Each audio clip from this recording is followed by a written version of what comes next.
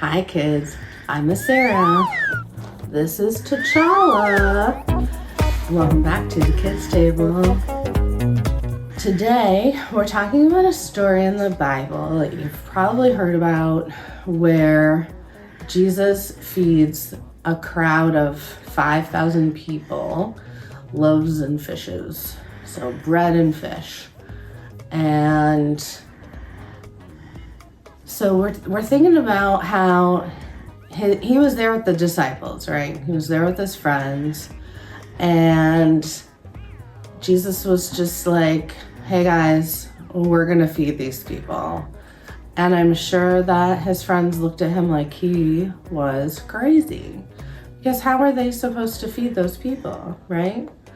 Like, if I told you I needed you to pick up all the trash in your house, you could do that one by yourself, right? You could do that. You could figure that out. If I told you you needed to pick up all of the trash in your neighborhood, you might need some help, right? You might need some people to help you. But it's still possible. You just need like a team of people. If I told you to pick up all of the trash in your state, that seems even more overwhelming, right? All of the trash in your country and in the world, you couldn't do that, right? You couldn't do that by yourself.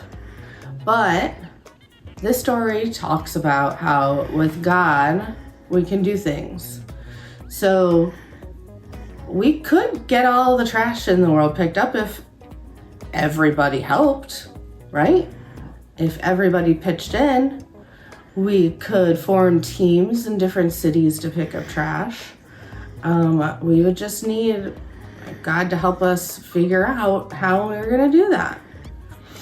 So I'm sure that the disciples are wondering what in the world Jesus was thinking.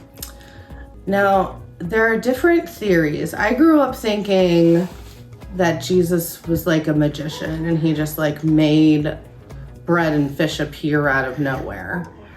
But the other theory is that people in the crowd were inspired by Jesus being so kind and wanting to help, and they shared what they had when they were previously like hiding their food and they didn't want to share with people. They changed their mind when they saw that Jesus was kind and trying to help. So I mean, we'll never know which it is, right? But I like that there's another option other than Jesus being a magician, because I always thought that was weird when I was a kid. But I want you to think about what you can do this week with Jesus's help. What can you ask Jesus to help you with? What can you ask God to help you with this week that feels like a big thing that you want to get done? It feels overwhelming. But again, we have to pray about it and ask God to help us, and he'll help us figure out a way. So I hope you have a great week and enjoy the weather, and we'll see you next time at the Kids Table. Bye.